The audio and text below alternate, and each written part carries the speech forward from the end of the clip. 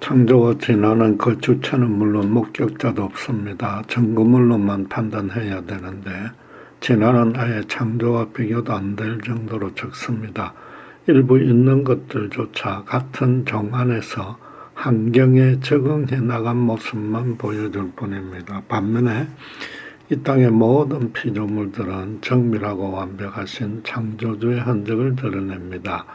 과학적으로 따져도 진화가 더 비논리적이라는 뜻입니다. 그러나 작품의 추세는 이와 정반대로 향하고 있습니다. 미국의 여론조사기관 퓨 리서치 센터의 2019년 조사에 따르면 태초부터 지금과 같은 인간 형태가 존재했다는 창조론을 믿는 미국인은 18%에 불과했습니다. 진화론 신봉자는 그 4배가 넘는 81%인데 자연 선택과 무작위 유전자의 돌연변이를 주장하는 다윈 진화론 신봉자는 33%였고 창조주가 모든 생명체에 진화라는 방식을 부여해 놓았다고 보는 유신론적 진화를 믿는 응답자가 48%였습니다. 그로부터 3년이나 흘렀으니 창조론자는 더 줄어들었을 것입니다. 유신진화론과 순수 창조론을 합하면 66%이므로 하나님이 존재한다고 믿는 자가 아직은 3분의 2라고 안심할 일이 결코 아닙니다. 그 중에 진화론적 창조를 믿는 자가 절대 다수인 73%입니다. 실제로 지금은 순전하게 성경적 창조를 믿으면 기독교계 내부에서조차 비이성적인 사람으로 취급하는 경향까지 생겼습니다. 말하자면 창조와 진화가 서로 반대되는 개념이 아니라 인간이 이 땅에 실존하게 된 경위를 각기 다른 관점에서 설명했을 뿐이라는 겁니다. 창조는 인간이 왜 존재하게 되었는지에 대한 세계관의 문제이고 진화는 어떻게 존재하게 되었는지에 대한 과학 이론이라는 것입니다. 그런데도 이 둘을 대적하는 개념으로 보고 둘 중 하나만 택해야 한다고 주장하는 것은 범주의 오류라는 것입니다. 신자는 과학 이론으로 진화와 세계관으로 창조에 대한 믿음을 동시에 소유할 수 있고 그래야 한다고 주장하고 있습니다. 언뜻 들으면 아주 합리적인 설명 같습니다. 그러나 그런 주장에 결정적인 2가지 결함사항이 있습니다. 첫째는 유신론적 진화도 결국은 다윈의 진화론이 옳다는 뜻인데 진화론 자체가 누차 설명드린 대로 허점투성이라는 것입니다. 자연 선택이 진화로만 향하는 성향이 어떻게 생겼는지부터 규명해야 합니다. 물질에서 생명이 발생할 수 있다는 사실을 실험으로 증명해내야 합니다. 장구한 세월과 돌연변이라는 핑계 뒤에 계속해서 숨어 있어서는 안 됩니다.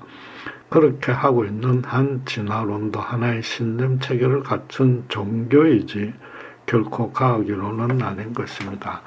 진화론을 믿는 것은 하나님을 인정하기 싫던 차에 아주 적합한 구실을 얻은 것뿐입니다. 둘째는 유신론적 진화는 성경이 말하는 바와 완전히 상충됩니다.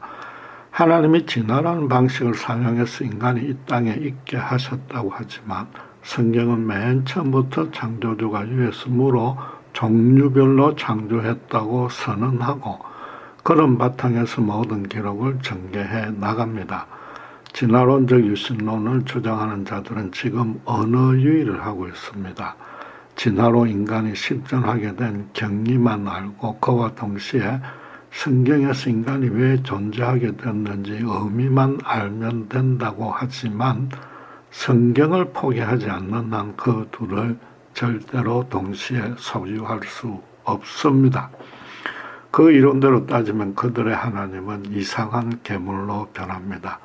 단적으로 장관 세월 동안에 적자 생존에 따라 희생된 생물의 숫자는 엄청나게 많습니다. 말하자면 동물의 거대한 해골탑 위에 인간을 만든 셈이라 그 신은 경배할 만한 선하신 분이 결코 될 수 없습니다.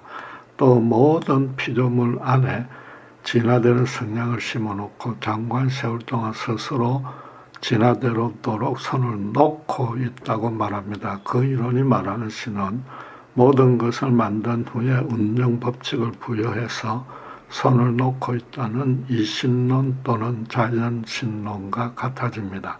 그런 신이 주는 구원도 스스로 알아서 착하게 살다가 죽은 후에 판결을 받는 수준입니다. 불신자나 다른 종교가 말하는 바와 똑같아집니다. 하나님의 완벽하고 아름다운 단번에 창조가 부인되면 인간의 완전한 타락도 부인됩니다. 물질에서 우연히 진화로 생겼고 지금도 진화되고 있는 인간에게 윤리적 요구를 하는 것 자체가 아무 의미가 없습니다. 진화는 오직 적자 생존만이 최고의 선입니다. 그리고 물질 안에 이미 선하게 선택하는 자연 상황이 있기에 그 선택이 잘못되었다 해도 인간이 그에 대한 책임을 질 필요나 이유가 없습니다. 지금 인간사회에 노정되고 있는 온갖 왜곡, 모순, 불합리, 충돌, 분쟁, 파괴 등의 현상은 자연 선택이 잘못한 결과일 뿐입니다. 진화체계에 오류가 생겼든지 그렇게 진화될 수밖에 없었든지 둘 중 하나의 가능성밖에 없습니다. 유신론적 진화에서는 그래서 용서받을 죄라고는 진화체계에 손상이 생기게 해서 사실은 그런 일이 불가능하지만 인간사회 질서를 훼손하는 것뿐입니다. 하나님의 절대적 용서가 필요한 절대적 죄가 아닙니다. 하나님이 당신의 독생자를 십자가에 죽여서 대속제물로 받아야만 할 성격이 결코 아닙니다. 예수님의 십자가 제사함이 어떤 인간에게도 절실하고 필수적인 은혜가 되지 못합니다.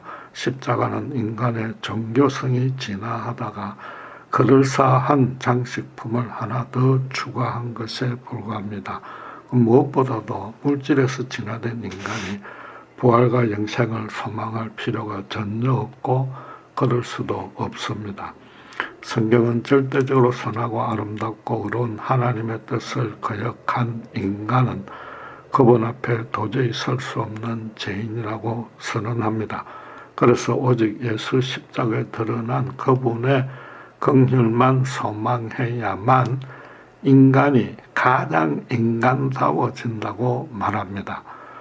유신론적 진화는 인간 기원 방식에 대한 과학이론, 정확히 말해서 가설에 불과하기 때문에 온전한 세계관은 물론이고 성경의 하나님에 대한 믿음도 전혀 생성할 수 없습니다.